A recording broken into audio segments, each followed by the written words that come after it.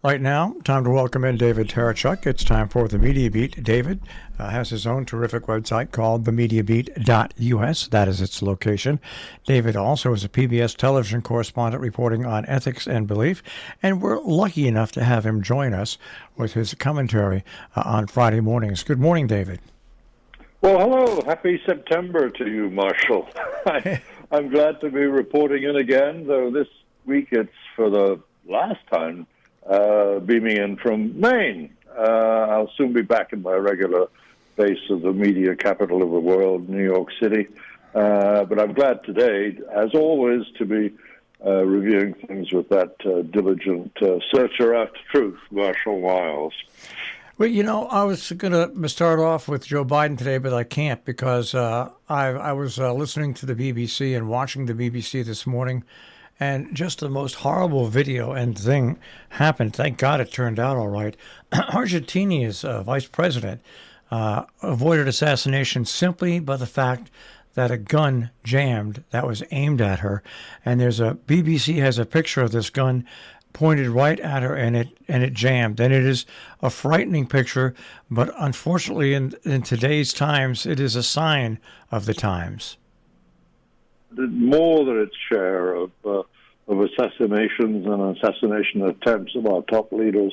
But yeah, there's something about the febrile atmosphere of politics just about everywhere right now. Perhaps not in Scandinavia, but then that's a dangerous thing to say. Single out somewhere, and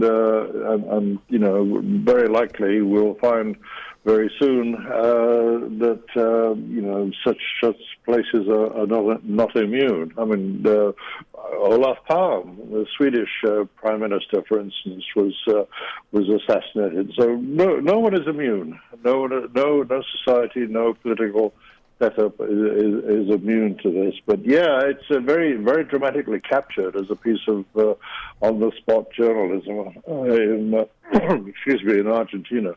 It's a remarkable piece of reportage. It's a horrific event, and as you say, very narrowly escaped the most appalling outcome. Well, we'll now turn to something that was very interesting that happened last night. Joe Biden. Biden, yes. Not that the fact that he gave a presidential address, not for the fact that he gave a presidential address on talking about the possible loss of the U.S. democracy, but the amazing number of times Donald Trump was mentioned and how the president really split hairs, and I think he did it successfully, by talking about MAGA Republicans, not Republicans in general, and also really talking more about Donald Trump than Trump's supporters. I think it's a speech that had to be given. I mean, a lot of network people said that it was a political speech, but you're coming off a presidency where Donald Trump was always on TV. He was the mainstay, the headliner for all the networks. And you know what? I think this was a speech that was well needed, to be quite honest with you. Well, the president's presidential address to the nation, which is how it was promoted in advance by the White House itself, and most journalists followed suit and used that sort of terminology. But it was, in fact, a stump speech in a vital swing state for this fall's midterm elections. The swing state, of course, being Pennsylvania. He's been moving towards it. I mean, he's concentrating on. Excuse me, I keep getting this frog in my throat, but it will go eventually. He's been making a particular point of addressing Pennsylvania. He was there 3 days ago, centering on guns and crime in his speech then at Wilkes University, and now he went home to the White House last night after the democracy is at risk speech. He'll be back in the Keystone State again on Labor Day for another speech at a Labor Day parade in Pittsburgh. But he's also taking another Labor Day event in Milwaukee, which, of course, is in another vital swing state, Wisconsin. There's no doubt, Marshall, we're in a midterms season now, without a doubt. But yes, he mentioned Trump by name, and we normally are very used to his customary usage of the term "the former guy." But yeah, Trump's name came up 3 times, and he was drawing this distinction between MAGA Republicans led by Trump. There was no qualification about that, no reservation. These are Trump supporters he was attempting to stigmatize and to separate from mainstream Republicans, who he said again and again that he was very used to working with when, he was previously vice president, and even more when he was in the U.S. Senate himself. But now we're dealing with something very different, and something else which is critically an anti-extremist speech. It was cased as democracy being at risk in his terms, and press reaction was pretty much a shared sense that Joe Biden had returned to what many believe was the theme that won him his own successful election last time in 2020. The theme that he's in a fight. His terminology for it then, he was fighting for the very soul of America. And the game plan is reckoned to be that, it worked for him then. It could also work for Democratic House and Senate candidates 2 months from now. And, of course, it's the beginning of his 2024 run, if, in fact, he makes one. But this was definitely, without a scintilla of a doubt, allowable anymore. A matter of politics raiding the game. This is us and them in a way that certainly for much of the first year of his administration, he made a lot of effort, and a good faith effort, it did appear, to reach out to the other side and to make some kind of non-partisan progress, and there has been that too. Don't forget that he has managed to get through Congress very substantial, huge, in fact, pieces of legislation. Sometimes without the Republicans, but sometimes with the cooperation of some of the Republican members in the Congress, and even sometimes the Senate. But now the gloves are off, as it were, and Labor Day traditionally marks the beginning of election season in a midterm year, and sure enough, this is all politics now. But politics with a focus that says we're witnessing a fight for the principles of American democracy themselves. It's pretty interesting because I don't think he's going to need to do this as much because it does show, and there's only been a couple of instances, but that these special elections where here in New York State, Mark Molinaro, extremely popular politician, lost in what they consider a swing district now because of the redistricting. Mark Molinaro is very, very, very popular, and he lost. He'll be going up against the same person in the election cycle. And in Maine, a Democrat won in their two-tier voting system, leading Sarah Palin in the first tier and also garnering more of the votes in the second tier. Those are 2 warning bells that go off, and yet the president keeps making comments that I think puts the people running for Senate and the House at risk. Like he was saying yesterday, he is seriously considering January 6th pardons if he runs and wins in 2024. These are very hard statements for candidates to get behind. Oh, sure. The granularity of likely presidential positions is making a commitment like that so out there is hard for anybody to get behind. But again, there's a febrile quality to politics that it's like it is kind of feverish, and it makes it makes many a dispassionate observer, and I try to be that as journalists ought to. It's hard not to get the impression that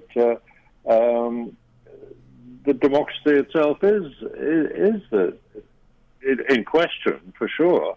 Whether it's at great danger and great risk is for the electorate as a whole to decide, of course. But pitching it in those terms, heightening the temperature, raising the stakes, in this case the almost moral stakes. I think for real hardcore believers in democracy, and in American-style democracy in particular, are going to see it as a very high-stakes game indeed. And to David, you were in the middle of a conversation when the phone dropped out. I don't know at which point you left. I was talking about how feverish indeed our politics have gotten. But it's a high stakes game, and in Pennsylvania last night, in Philadelphia, in fact, outside Independence Hall, no less, the president was turning up the volume and raising the stakes to the very survival of American democracy. So we're in for, I think, a very high temperature campaign from now on for the midterms and then for the next presidential election. I want to move on to a story that really focuses in with what is happening with weather conditions for the first time in the century. Pardon me, in the first time in recorded history where they've been taking records, no Atlantic hurricanes have approached. You have what's going on with the weather in California, and a third of Pakistan. Listen to this: a third of Pakistan is underwater, and Pakistan, the people there have enough problems, but this is a huge humanitarian story. Of course, yeah, and Pakistan is now getting international help. But Pakistan has traditionally been one of those very proud nations, which, although it's in desperate need on many levels, it tends to decline outside aid. But this has got something to do with it. It is by its very definition in part theocratic state. It identifies itself as a Muslim republic, and Muslim aid agencies have traditionally been to the fore when it comes to helping out Pakistan when it gets into humanitarian crises, which pretty often, actually, considering their place in the world and their baseline poverty from the beginning, makes them very vulnerable, or makes very large sections of large swaths of their population very vulnerable. And this time around, too, Islamic aid agencies are in the forefront of helping them out. But the scale of the need is vast, as you say. It's extraordinary to consider that a third of the country is now underwater. And it's a place that I've reported on, and way back in history, when it had another branch of its identity on the other side of that huge peninsula, if you like, that the subcontinent, the Indian subcontinent, represents, sticking down into the Indian Ocean. There was an eastern branch of Pakistan called East Pakistan, which of course is now in Bangladesh, having split off in a very ugly war. Ugly in the sense that Pakistan itself essentially invaded its own eastern province and put down a likely rebellion, the beginnings of a rebellion anyway, in a very vicious and horrible way. And that war resulted in the independence of Bangladesh. But both halves, that's not half and half. It was somewhat imbalanced. But both Pakistan proper now and West Pakistan then, and what was then East Pakistan, both suffered enormously from bad weather events, but nothing like what we're seeing now. I'm talking about the 1970s, and now in the 2020s, we have climate change happening before our very eyes. Until now, much of the climate change talk and the warming of the planet that was being discussed was cast in the terms of futurology. And it was futurists who were making a big case about it. But now, as you look around the world and list all those terrible weather events that you're referencing, Marshall, we'll see that yes, climate change is here and now, and the notion that there could still be deniers, climate change denial, can still even exist in the face of all this evidence of extreme weather of all kinds, which is all associated, in vast majority of cases anyway, is directly associated with the rising the rising temperature of the planet. We've got a situation in which it's too late to talk about how are we going to head this off. We haven't headed it off. It's here with us now, and we have to adapt to it, and of course we have to ratchet back very fast the carbon emissions which are at the root of causing it in the first place. Something that we have to point out, and the longest sentence yet handed out in the January 6th trials that is taking place, an ex-New York Police Department police officer got 10 years. The government was looking for 17, but his sentence at 10 years is, I think, 3 years longer than any other sentence that has been handed out as up to date. Yeah, I was talking about the high stakes that were being raised in our election season, which it undoubtedly is now. There's no doubt about it. We're in midterm season, but one of the examples, if you like, of the raised temperature is the wreaking out of consequences, if you like, from January 6th. And the fact that you were mentioning that there is talk in the air of a presidential pardon if Trump were ever to get back in 2024 for the people who took part in the attack on the Capitol on January 6, 2021. And yes, the fact that now sentencing of such severity, I'm not going to say that it was extreme, but it was certainly decisive, that you now have, I don't think it could be clearer, that we have a felon here, part of the invasion of the Capitol, and there's something particularly galling about a veteran police officer, and I speak as a New Yorker here, a veteran NYPD officer attacking other police officers at the Capitol, and found guilty in that attack and given this hefty sentence. I think this kind of thing will probably add heft to the terms of the argument that the president was making in front of Independence Hall. That yes, our democracy is very much at the very principles of our democracy: peaceful transition of power from one party to another, and an acceptance by people of peaceful resolution of their differences. Ex-cops beating cops on Capitol Hill itself is just is evidence of no trust any longer for many people in the democratic process. It's no exaggeration to extrapolate from this case, being emblematic of all the cases on January 6th, as representing democracy's basic principles being fought over violently instead of being resolved in the way that traditionally Americans have always thought they should be.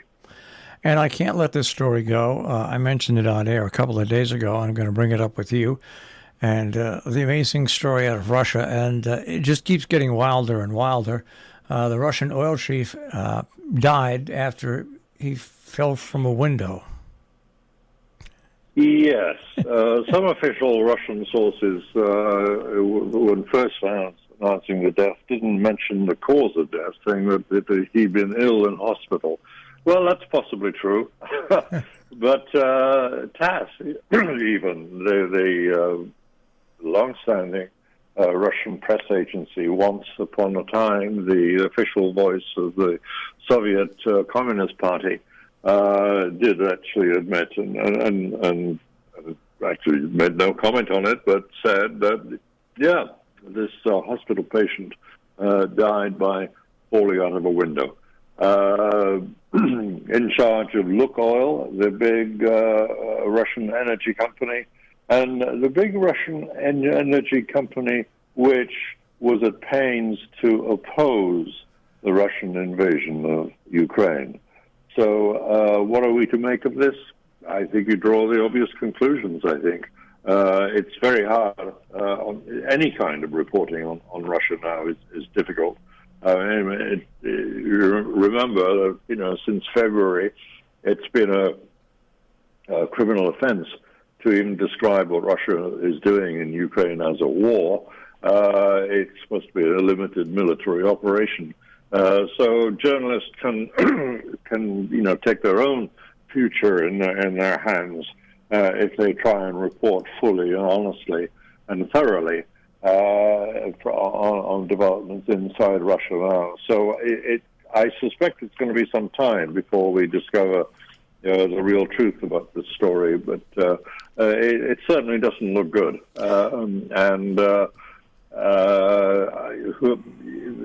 Along with some other signs, they're hard to give full weight to or accurate weight to, but dissent in Russia about the war is clearly there.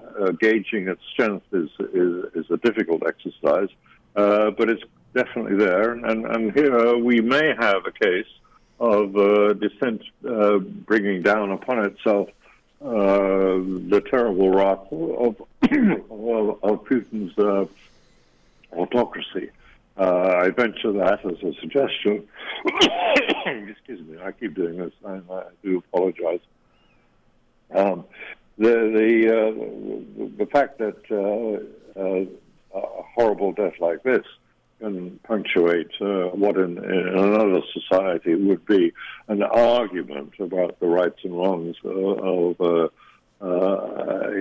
leader's decision to go to war is a statement upon the appalling degeneracy of Russian politics since Putin took over in 2000. Well, it's a somber way to wrap up the Media Beat, but David, we'll speak to you next week from the media capital of New York City. Yes, I'll be back there, and we'll be talking once more about the media world. All right, David, have a great weekend, and we'll speak to you next week. Do that. David Tereshchuk with the Media Beat.